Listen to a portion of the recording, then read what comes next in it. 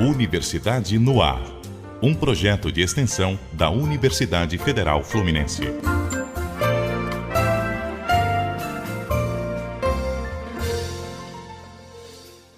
Com a campanha de vacinação avançada, a pandemia de Covid-19 passou para uma fase mais controlada. Entretanto, alguns novos hábitos não perderam a força com a melhora do quadro sanitário. Entre eles está o home office. O modelo de trabalho remoto teve início com a necessidade de distanciamento social trazida pelo coronavírus. Mesmo com a retomada das atividades econômicas, entretanto, muitas empresas resolveram adotá-lo para sempre.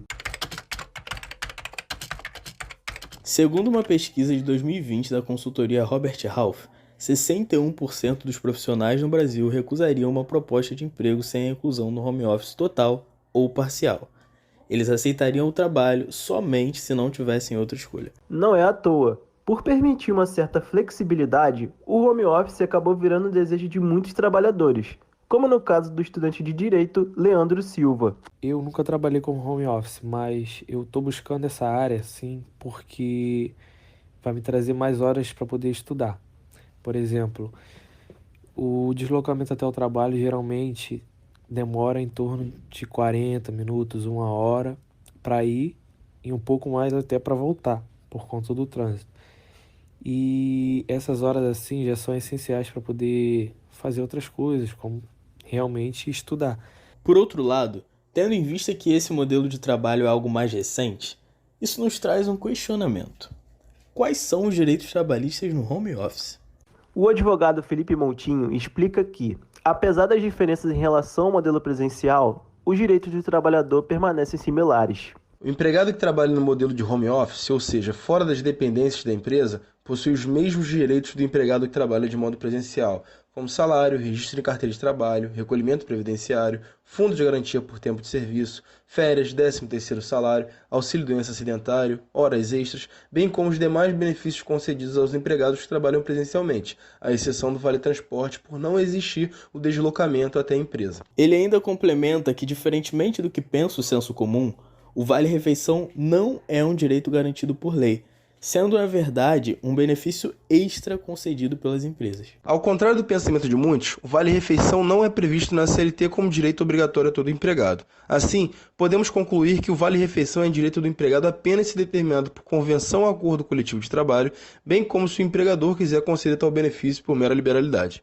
Quanto ao pagamento do vale-refeição aos trabalhadores que atuam em home office, é necessário salientar que esses empregados possuem os mesmos direitos e benefícios que são assegurados aos trabalhadores que atuam de modo presencial. Os benefícios oferecidos pelas empresas no modelo home office são, de fato, uma questão que muitos profissionais levam em conta na hora de exercer o trabalho.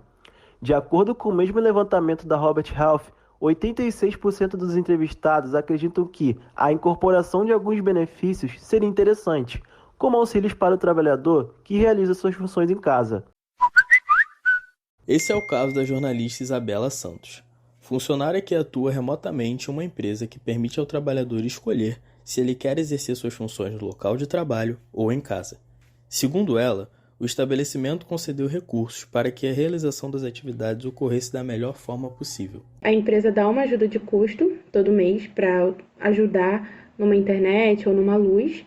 E assim que eu entrei na empresa, que não faz muito tempo, eles deram um valor pra gente, que não foi descontado na folha de pagamento, para a gente poder montar o escritório.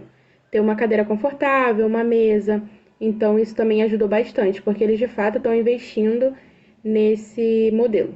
E eu também recebi equipamento e tudo mais, então foi bem interessante. Isabela também comenta sua experiência trabalhando nesse modelo. Segundo ela, a prática do home office tem mais pontos positivos. No entanto, nem tudo é perfeito. A maior vantagem para mim do home office é não precisar me deslocar, porque eu sempre trabalhei numa cidade diferente da que eu moro. Então o deslocamento mínimo era de 1 hora, seja para ir, seja para voltar. Então poder fazer as coisas de manhã com tranquilidade, depois sentar para trabalhar, foi a melhor coisa que aconteceu para mim. A única desvantagem é que acaba que, às vezes, o trabalho invade o nosso espaço, né? De tudo ser sua casa. O trabalho ser sua casa virar trabalho. Nesse sentido, o funcionário que atua em modelo remoto deve ficar atento à dinâmica das horas extras, como comenta o advogado Felipe Moutinho. O grande diferencial da hora extra no home office para a hora extra no modelo presencial, para não dizer a grande barreira, é a realização do controle de jornada, o qual é imprescindível para o reconhecimento das horas extras trabalhadas. Assim sendo, caso o empregador exerça o monitoramento da jornada de trabalho do empregado, seja por meio de aplicativos ou relógios de ponto, bem como se restar estipulado que o empregado deve estar online de uma certa hora a outra, estará caracterizada a jornada de trabalho e, consequentemente, o seu controle. Assim, qualquer hora extra trabalhada além da jornada estipulada no contrato de trabalho deverá ser remunerada. O home office ainda é um modelo em fase de implementação no Brasil, com muitas particularidades em relação ao modelo presencial.